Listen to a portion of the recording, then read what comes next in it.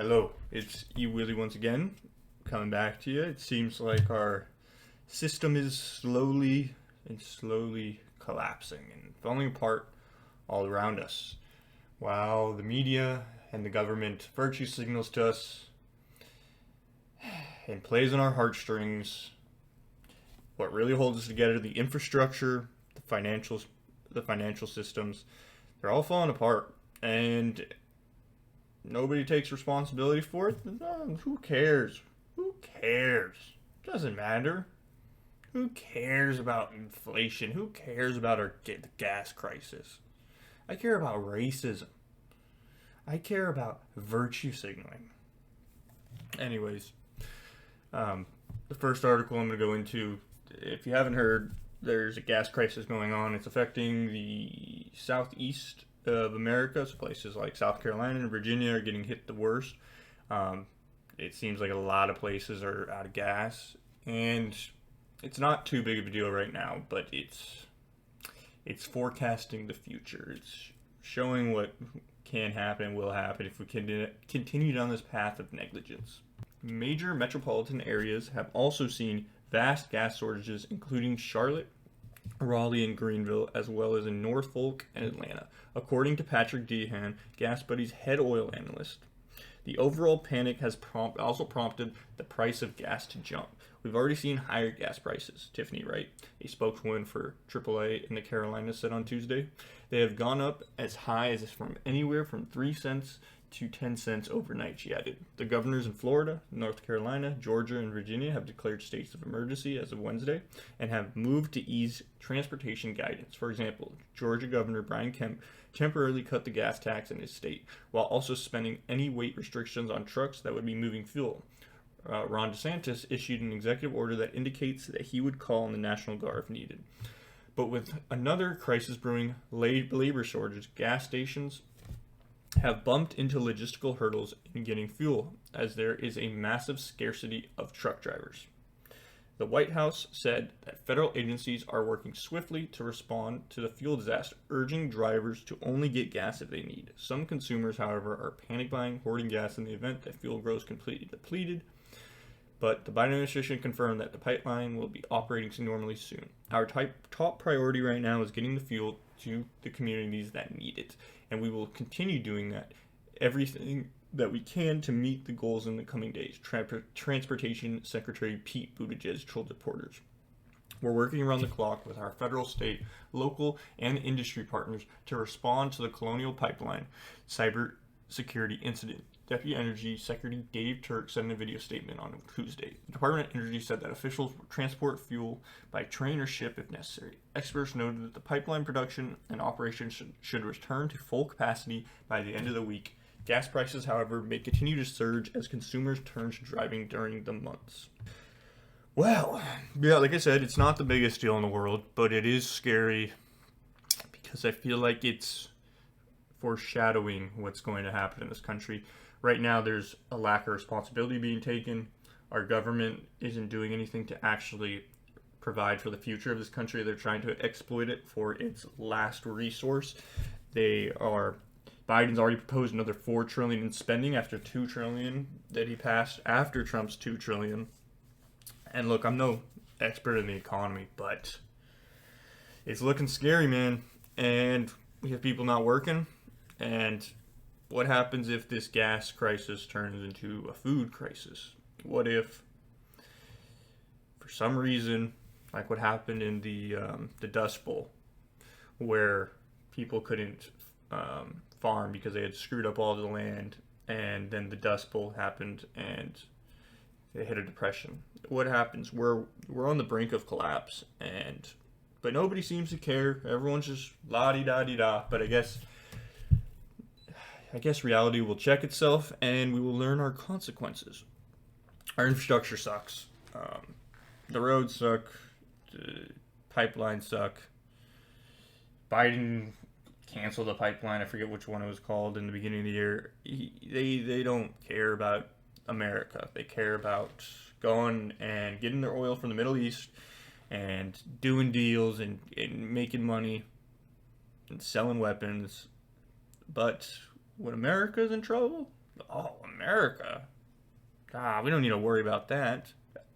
And I also just think that this older generation, these boomers, as kids my age would call them, have no concept of this generation and where we're headed. They have no concept of technology. They have no concept of the future. China's going to pass us by, and it's just because we have people like Biden in office. We're not planning for the future. Our politicians are just getting rich off us. And on top of it, they paid out the people who hacked the pipeline $5 million. Like, that's not going to go and go and start more hackers. That's not going to go and incentivize them to go and for them to go and hack more of our crap and destroy more of our crap. Well, look, we have gas crisis. COVID's hopefully ending, but it seems like our establishment politicians want to keep it around as long as possible to extract every last resource they can out of this country. Well, we also have a crisis right now where, unfortunately, businesses aren't able to find people. I've faced this recently. I've been trying to find a new job, and every place I go to, they're begging for me to work for them because everyone's getting unemployment right now, and they're getting $16 an hour. They added an extra $300 to the unemployment benefits a week. Why would you do that? Why $300? I don't know. But they added $300, so that put them over $16 an hour, and now no one wants to work. But the media are framing it as a good thing. Look at all the jobs we have.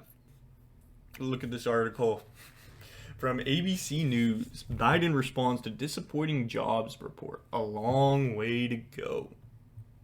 President Joe Biden on Friday addressed the April's jobs report, which fell well below analysis expectations, arguing the report is indicative of the long-term nature of economic recovery, saying that he expects improvement to be a marathon rather than a sprint.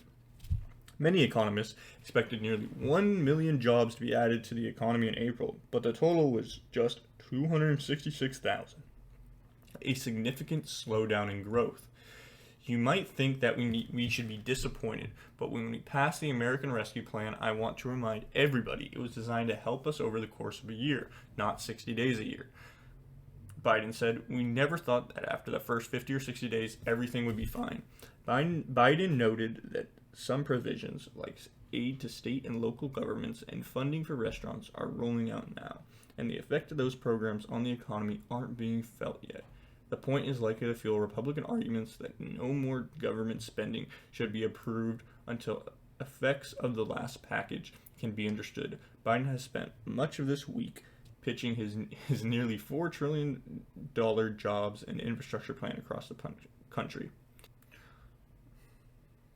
I'm really, really tired of this naive optimism. It's really annoying. I want to act like everything's okay, but our country's falling apart. It's in collapse, and we just want to pretend, oh no, everything's fine. The house isn't on fire. What are you talking about? Oh, it's just a little fire. It's fine. Well, yeah, the house is still on fire. It's still burning down. And what does our media tell us? Biden's didn't get as much as he wanted, but he's still doing great. Biden's economy is underway. They need to just open up the economy, get rid of all these unemployment payments, open up the economy. But the left doesn't understand math. The left, the party of science. COVID's 99.8% effective, and only 4% of people that have actually died without comorbidities. But yeah, no, let's just tank our economy. Let's give out free money. And yeah, let's do it for social justice. Let's do it because we're helping and we're progressives. Look, I don't consider that being a good person. And I think nowadays, it's very strange what it means to be a good person. Being a good person just means being nice and letting people be however they want, no matter how negative their actions are towards us as a population or towards themselves. We just have to be okay with it. But I come from a very, very conservative dad, and he left some things with me. And sometimes you got to be tough on people. Sometimes you got to push people, because the only places you grow are when it's a necessity. And we see kids staying home and living with their parents longer and longer. More and more people, I think 35% of all the income in America comes from the government.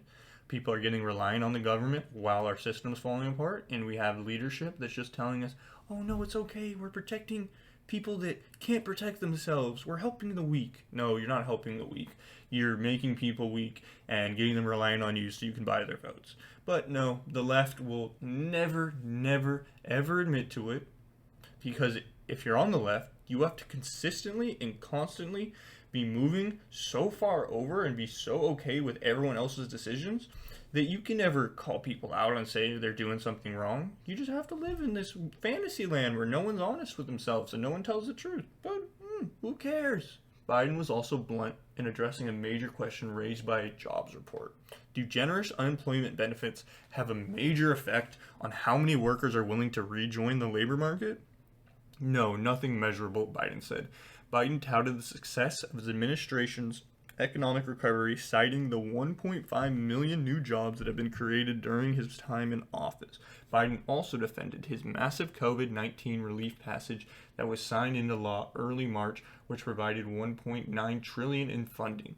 Some critics said that we didn't need the American Rescue Plan, that this economy would just heal itself, Biden said. Today's report just underscores, in my view, how vital the actions we're taking are. Checks to people who are hurting, support for small businesses, for childcare and school reopening, support to help families put food on the table.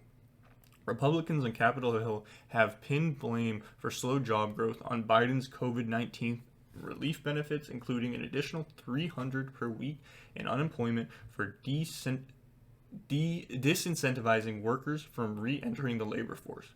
We have flooded the zone with checks that I'm sure everybody loves to get, and also enhanced unemployment, Senate Minority Leader Mitch McConnell said Thursday during an event in his home state of Kentucky.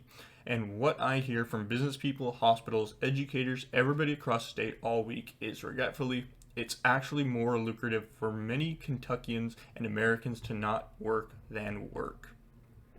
Why is anyone surprised that the jobs report fell short of expectations?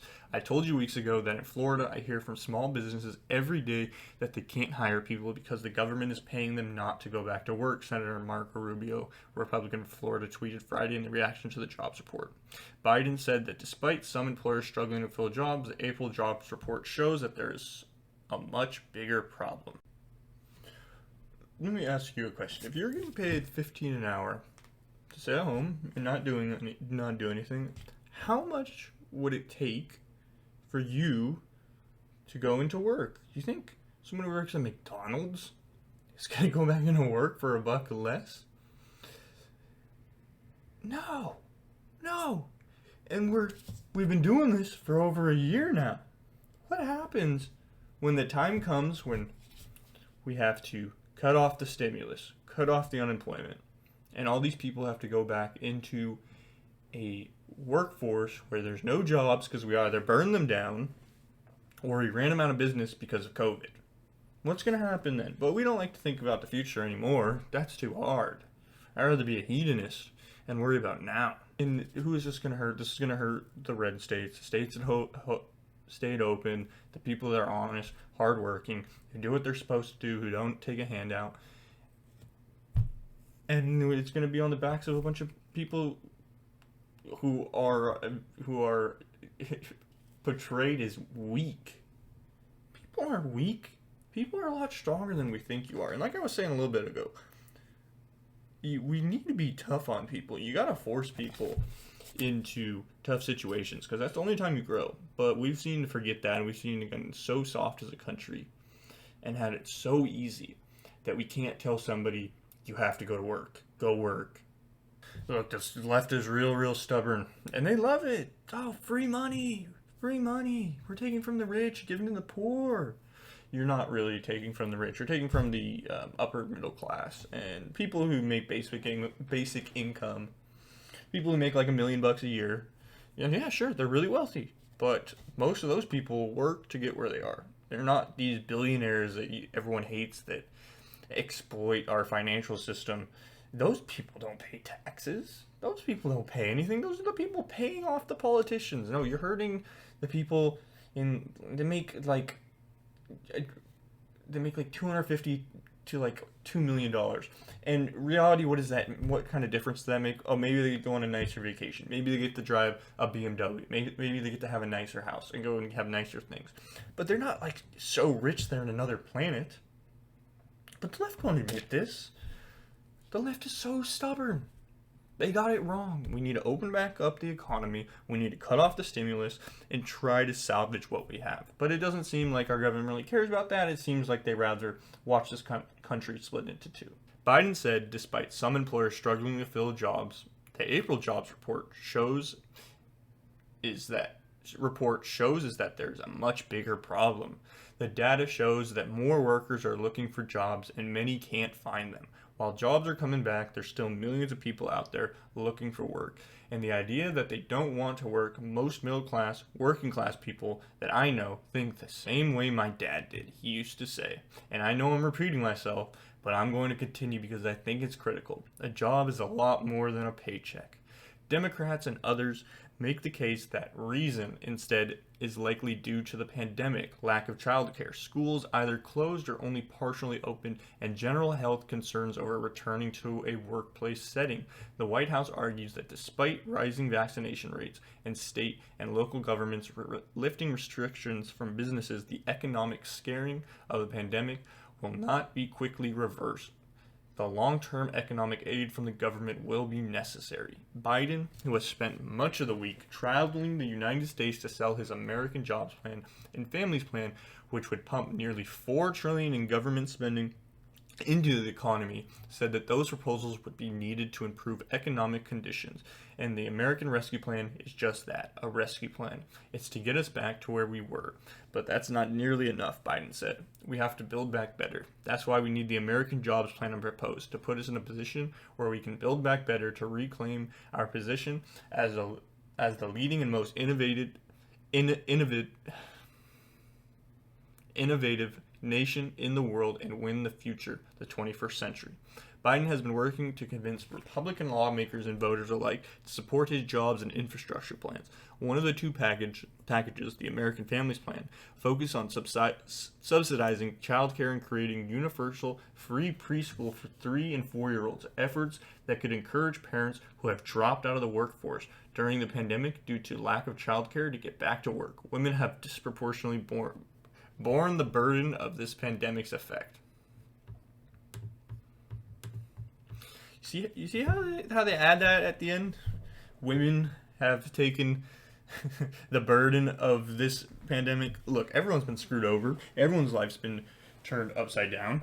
But you think the solution is to give your kids to creepy Joe Biden and have them teach them critical race theory from 3 years old and get them relying on the government from that age?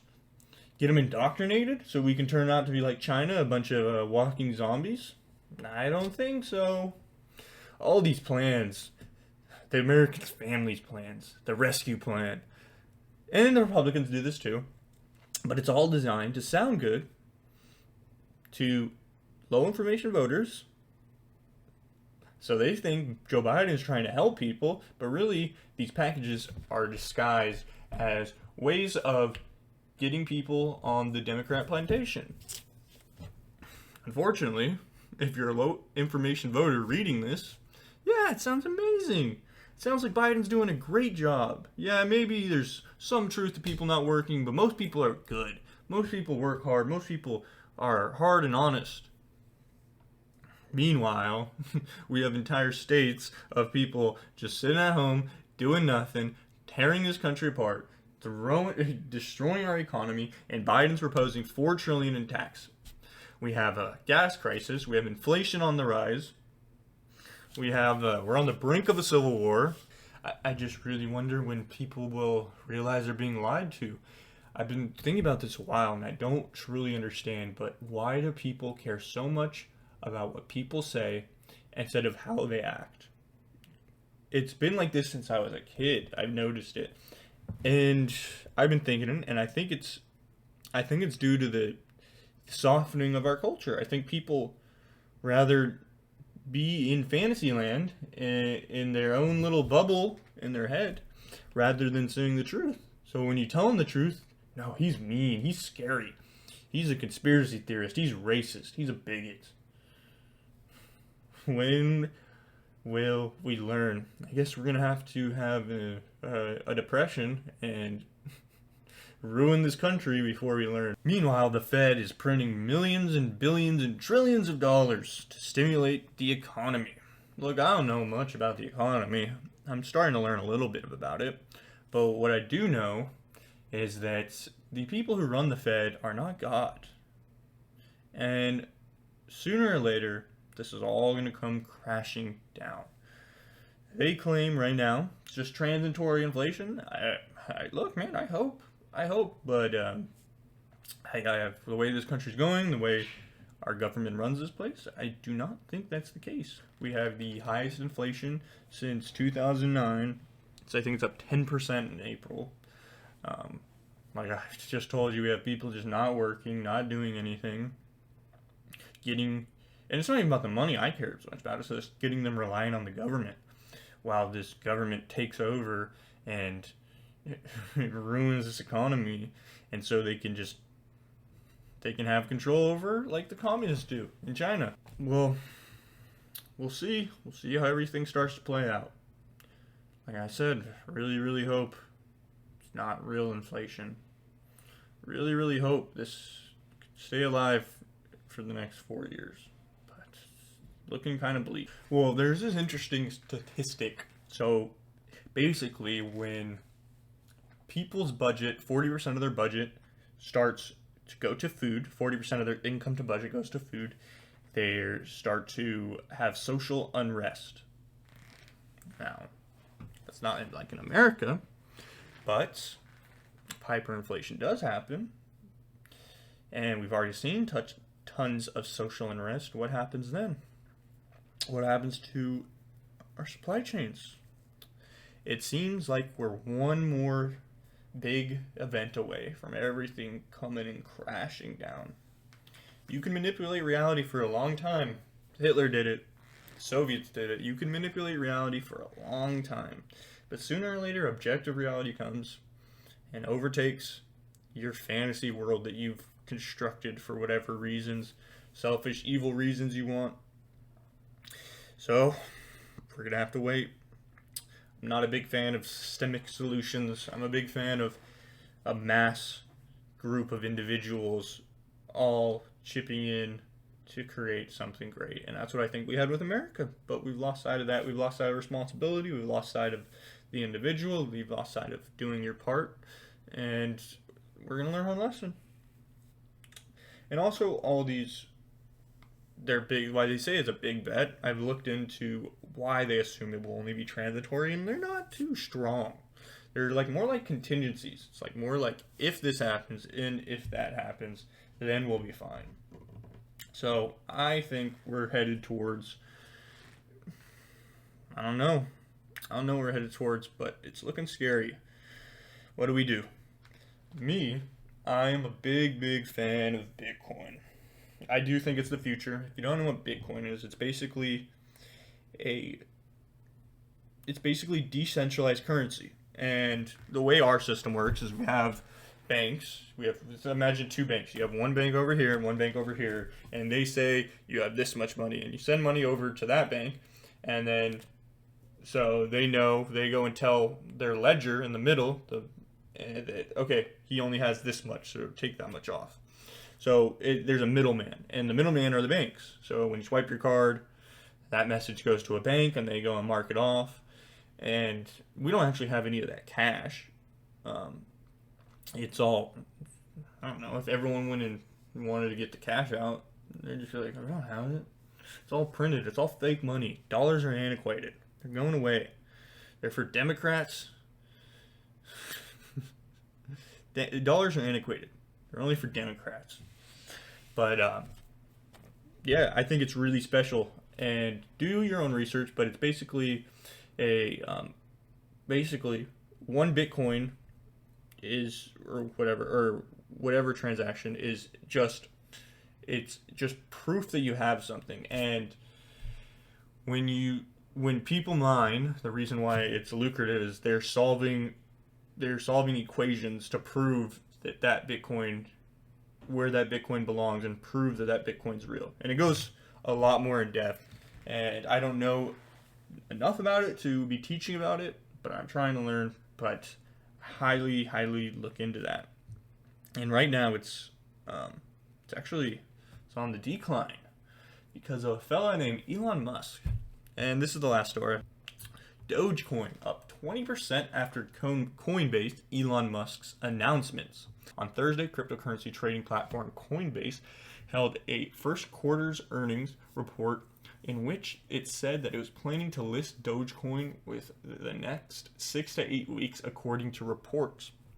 In the earnings call, Coinbase CEO Brian Armstrong said the platform would also start to list more cryptocurrency tokens that had just been created, CoinDesk reported. The same day, Musk, CEO of Tesla and SpaceX, said he was working on to improve the system transaction efficiency, with Dogecoin developers sparking excitement on Twitter. Working with Doge devs to develop system transaction efficiency, potentially promising. Earlier this week, the entrepreneur took to Twitter to ask whether his electric car firm Tesla should start accepting Dogecoins as payment, just one day before the company announced it had stopped accepting Bitcoins due to environmental concerns.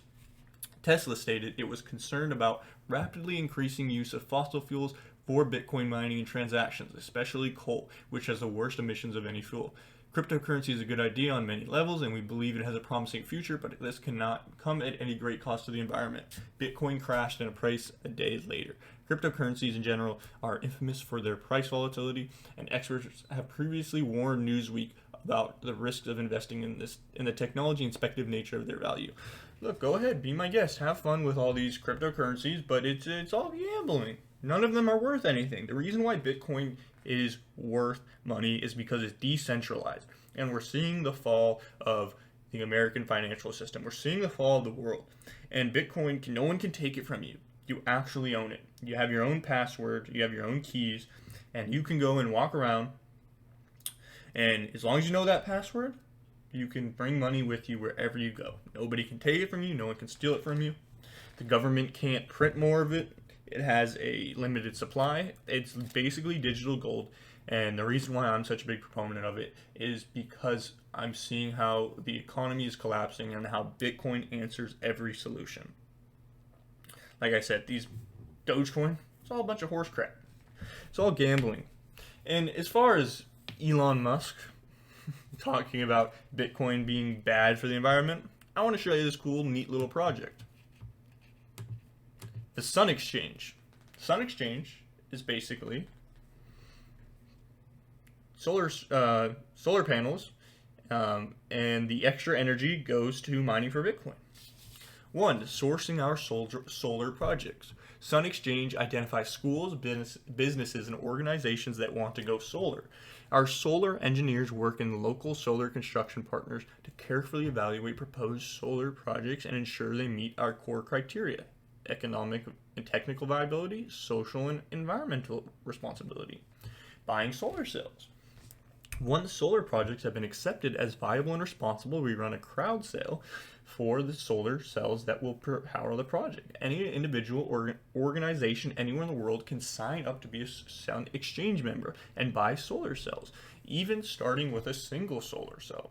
Your solar cells will generate clean money, make a positive social and environmental impact, earn income as you lease them to schools, businesses, and other organizations, reduce your carbon footprint for years to come. Installing solar cells. Once a solar cell crowd sale sells out, they go quickly. Installations of the solar project begins. The appointed local construction partners install your solar cells, which typically takes 4 to 6 weeks, but can be longer for larger projects. Effortless solar income. Generate and sell clean energy. Schools, businesses, and organizations pay you to use the clean energy your solar cells produce. Your lease starts when your solar cells start generating electricity. You'll receive your monthly solar income, net of insurance and servicing fees, into your Sun Exchange wallet in your choice of the local currency of the project or Bitcoin. Your Sun Exchange dashboard keeps you up to date on solar project status updates, your solar cell earnings, the clean energy your solar cells generate, the amount of carbon your solar cells offset, your Sun Exchange wallet, balance payments, and withdrawal. So, Bitcoin is so harmful for the environment. Or maybe Elon Musk is a billionaire and he sees what I see and sees what everyone else sees and wants to get that price as low as possible so we can dump a bunch of money into it. I don't know. Maybe I'm wrong.